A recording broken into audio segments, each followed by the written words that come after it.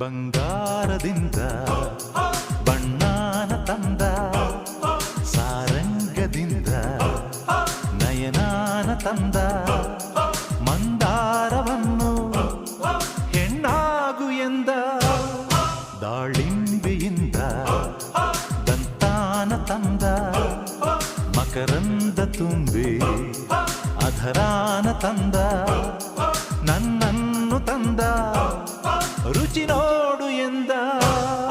ತಂದಾನ ತಂದ ತಂದಾನ ತಂದ, ಅಪರೂಪದಂದ ನನಗಾಗಿ ತಂದ.